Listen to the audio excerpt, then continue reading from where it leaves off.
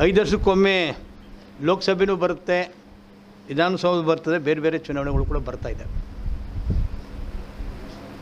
ಈ ಚುನಾವಣೆ 2024ರ ಲೋಕಸಭಾ ಚುನಾವಣೆ ರೈತ ಸಮುದಾಯದ ದೃಷ್ಟಿಯಿಂದ, ದುಡಿಯೋ ವರ್ಗದ ಜನರ ಈ ದೃಷ್ಟಿಯಿಂದ ತುಂಬ ಪ್ರಮುಖವಾದಂಥ ಮಹತ್ವವಾದಂಥ ಚುನಾವಣೆ. ನರೇಂದ್ರ ಮೋದಿಯವರ ಸರ್ಕಾರ ಅಧಿಕಾರಕ್ಕೆ ಬಂದು 10 ವರ್ಷ ಆಯಿತು. 10 ವರ್ಷದ ಆಡಳಿತದಲ್ಲಿ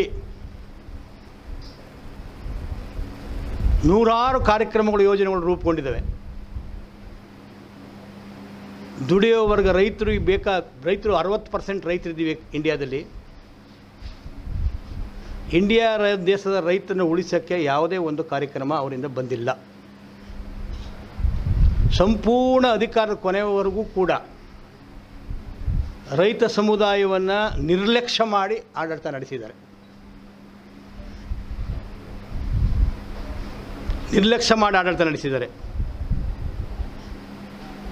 ಮತ್ತು NDA ನೇತೃತ್ವದ ಸರ್ಕಾರ ಅಧಿಕಾರಕ್ಕೆ ಬಂದರೆ ಕೇಂದ್ರದಲ್ಲಿ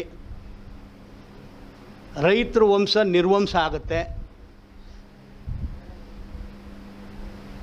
ಅದರಿಂದ ಮೊನ್ನೆ ಡೆಲ್ಲಿಲಿ 14ನೇ ತಾರೀಕು 22 ರಾಜ್ಯದ ರೈತರು ರಾಮಲೀಲಾ ಮೈದಾನದಲ್ಲಿ ಬೃಹತ್ ಸಮಾವೇಶ ಮಾಡೋದು. ರೈತ ಕಾರ್ಮಿಕ ಪಂಚಾಯತ್ ಅಂತ, ಬರೀ ರೈತರೇ ಅಲ್ಲ, ಕಾರ್ಮಿಕರು ದೊಡ್ಡ ಸಂಘಟನೆ ಇದೆ, 30 ಕೋಟಿ ಸದಸ್ಯರು ಹೊಂದಿರುವಂಥ JCTU ಸಂಘಟನೆ ಇದೆ. ಜಂಟಿ ಪಂಚಾಯಿತಿಯಲ್ಲಿ, ರೈತ ಕಾರ್ಮಿಕ ಜಂಟಿ ಪಂಚಾಯಿತಿಯಲ್ಲಿ ಒಂದು ಸಾಲಿನ ನಿರ್ಣಯನ ಕೈಗೊಂಡಿದ್ದೀವಿ. NDA ಸರ್ಕಾರಕ್ಕೆ ಈ ಚುನಾವಣೆಯಲ್ಲಿ ಸಜಾ ವಿಧಿಸ್ತೀವಿ ಅಂತ. ಸಜಾ ಅಂದರೆ ಅಧಿಕಾರದಿಂದ ಕೆಡುಕ್ತೀವಿ, ಅವ್ರನ್ನ ಕಿತ್ತೊಗೆತ್ತೀವಿ ಅನ್ನುವಂಥ ಸರ್ವಾನುಮತದ ನಿರ್ಣಯ ಆಗಿದೆ. ಕರ್ನಾಟಕ ರಾಜ್ಯ ರೈತ ಸಂಘ ಈ ಹಿನ್ನೆಲೆಯಲ್ಲಿ 21ನೇ ತಾರೀಕು ನಾವು ರಾಜ್ಯ ಕಾರ್ಯಕಾರಿಣಿ ಮಾಡಿದ್ದೀವಿ. ಇಲ್ಲೂ ಕೂಡ BJP ಮತ್ತು ಮಿತ್ರ ಪಕ್ಷವನ್ನು ಸೋಲಿಸಿ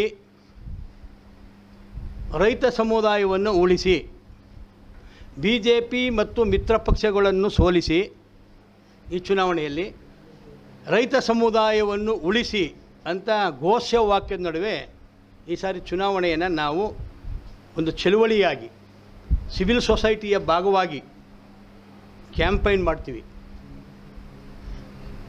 ಸುಮಾರು 50 ಲಕ್ಷಕ್ಕಿಂತಲೂ ಹೆಚ್ಚು ಕರಪತ್ರ ಮುದ್ರಿಸಿ ನರೇಂದ್ರ ಮೋದಿಯವರ ಆಡಳಿತದಲ್ಲಿ ರೈತ ಸಮುದಾಯಕ್ಕೆ ಏನು ಅನ್ಯಾಯ ಆಗಿದೆ, ಕಾರ್ಮಿಕ ಸಮುದಾಯಕ್ಕೆ ಏನು ಅನ್ಯಾಯ ಆಗಿದೆ, ಪ್ರಜಾಪ್ರಭುತ್ವವಂಗೆ ನಾಶ ಮಾಡ್ತಾಯಿದ್ದಾರೆ, ಸಂವಿಧಾನದ ಅಸ್ತಿತ್ವವನ್ನು ಹೆಂಗೆ ನಾಶ ಮಾಡ್ತಾಯಿದ್ದಾರೆ, ವೈವಿಧ್ಯವಾದಂಥ ದೇಶದಲ್ಲಿ ಏಕತೆ ಇದೆ, ವೈವಿಧ್ಯವಾದಂಥ ಸಮಾಜ ಏಕತೆಯನ್ನು ಕಂಡುಕೊಂಡಿದ್ದೀವಿ. ಆ ಏಕತೆಗೆ ಹೆಂಗೆ ಭಂಗ ಆಗ್ತಾಯಿದೆ. ಈ ಚುನಾವಣೆ ಮತ್ತೆ ಅವ್ರು ಹೇಳಂಗೆ 400 ಸೀಟು ಬಂದರೂ, ಪೂರ್ಣ ಅಧಿಕಾರಕ್ಕೆ ಬಂದರೆ ಮುಂದೆಂದೂ ಈ ಥರ ಚುನಾವಣೆಗಳು ನಡೆಯಲ್ಲ, ಪ್ರಜಾಪ್ರಭುತ್ವ ಚುನಾವಣೆ ನಡೆದಂತೆ ವ್ಯವಸ್ಥೆ ಬರುತ್ತೆ ಅನ್ನೋದು ಆತಂಕಗಳು ನಮಗಿವೆ. ಅದರಿಂದ ಸೀರಿಯಸ್ ಆಗಿ ನಾವು ಈ ಚುನಾವಣೆಯಲ್ಲಿ ಕೆಲಸ ಮಾಡ್ತಿದ್ದೀವಿ. 50 ಲಕ್ಷ ಕರಪತ್ರವನ್ನು, ಒಂದು 25,000 ಆರೋಪ ಪಟ್ಟಿಯನ್ನು, ರೈತರ ಆರೋಪ ಪಟ್ಟಿಯನ್ನು, ರೈತ ಸಮುದಾಯದ ಆರೋಪ ಪಟ್ಟಿಯನ್ನು ಇಟ್ಕೊಂಡು ಹಳ್ಳಿಗೆ ಹೋಗಿ ಕ್ಯಾಂಪೈನ್ ಮಾಡ್ತೀವಿ. ಪ್ರತಿ ಹಳ್ಳಿಗೂ ಹೋಗ್ತೀವಿ, ಪ್ರತಿ ಮತದಾರರನ್ನು ಭೇಟಿ ಮಾಡ್ತೀವಿ. NDAವನ್ನು ಅಧಿಕಾರಕ್ಕೆ ಬರದಂಗೆ NDAನ ತಿರಸ್ಕರಿಸಿ ಅನ್ನುವಂಥ ಒಂದು ಕರೆಯನ್ನು ನಾವು ನೀಡ್ತಾಯಿದ್ದೀವಿ.